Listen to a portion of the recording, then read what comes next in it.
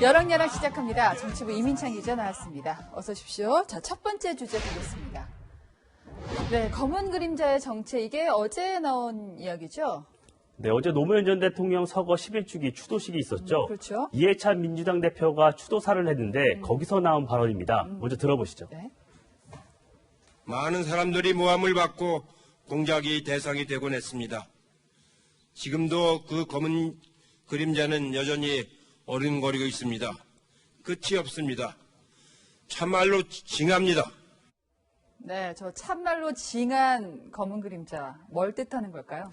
네, 검은 그림자가 무엇인지, 누구로부터 어떤 모함과 공작을 당했는지 구체적으로 언급하지 않았습니다. 네. 이 대표 측은 개혁 과정에 어려움과 걸림돌이 있다는 의미라며 확대 해석을 경계했는데요.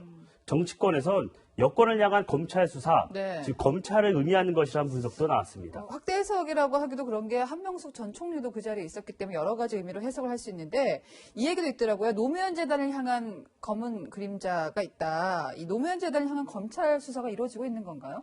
네, 그런 의혹이 제기된 적이 있습니다. 네. 지난해 12월이죠. 조국 전 장관이 사퇴 이후 검찰과의 갈등이 고조됐을 때입니다. 그렇죠. 당시 유시민 노무현 재단 이사장이 이런 말을 했습니다. 노무현 재단 계좌를 검찰이 들여다봤다는 사실을 확인했어요. 제 개인 계좌도 다 들여다봤을 걸로 지금 짐작해요. 검찰을 강하게 비판하자 자신의 뒷조사를 했다는 건데요. 검찰이 계좌 추적을 한 사실이 없다 이렇게 밝히면서 논란은 일단락됐습니다. 자, 일단 뭔가 여권에서 자꾸 이런 말이 나옵니다. 근데 진짜 뭔가 있는 거 아니냐 이런 오해도 살 법한데요. 네, 진중권 전 동양대 교수가 한마디 했습니다.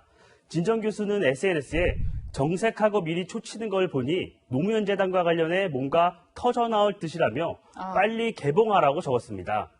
실제 뭔가가 터져나올지는 예견할 수 없지만 여당이 검찰개혁에 더욱 박차를 가할 것이라는 건 명확해 보입니다. 네, 진장 교수가 초친다는 표현을 썼는데 21대 국회에서 법여권이 거의 180석이잖아요. 이게 모함이나 공작이 과연 통할 수 있을지는 모르겠습니다. 다음 주제 보겠습니다.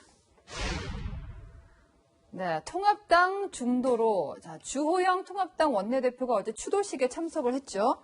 네, 보수정당 대표급 인사로는 4년 만에 노무현 전 대통령 추도식에 참석을 했습니다. 주 원내대표 얘기 들어보시죠. 노무현 대통령님의 서거는 시대의 아픔이자 상처였습니다. 시대의 아픔과 상처를 같이 치유하는 길이 국민 통합의 길이라고 생각합니다. 네, 지난주에는 5.18 기념식도 다녀왔잖아요. 네, 광주로 가서 40주년 기념식에 참석했습니다. 주 원내대표는 사전에 5.18을 폄훼하거나 가벼이 생각한 적이 없다 이런 입장문을 냈습니다. 그래서인지 5.18 막말 논란으로 황교안 대표가 곤욕을 치렀던 지난해와는 사정이 좀 달랐습니다. 자, 이것이 의미하는 바는 과거 통합당이 꺼리던 사안에 적극 대응을 하고 있다. 방향을 좀 틀었다 이렇게 해석할 수 있는 거죠. 네, 주 원내대표는 과거에 바른정당에 합류했던 탈당파, 네. 개혁 성향이 강합니다. 이런 개인적인 성향도 영향을 미쳤겠지만 총선 참패가 결정적이었던 것 같습니다. 보수 지지층, 그러니까 집토끼만을 공략해선 다음 대선이나 지방선거도 힘들다. 네. 이런 지적을 수용하고 중도로 확장을 노리는 듯합니다. 네, 집토끼뿐만 아니라 산토끼까지 잡겠다. 의원들 평가가 궁금한데요. 네, 통합당은 총선 이후에도 지리멸렬한 모습을 보였습니다. 그렇죠. 주 원내대표 취임 이후 김종인 비대위 문제를 풀면서 당이 안정을 되찾았다는 평가가 나옵니다.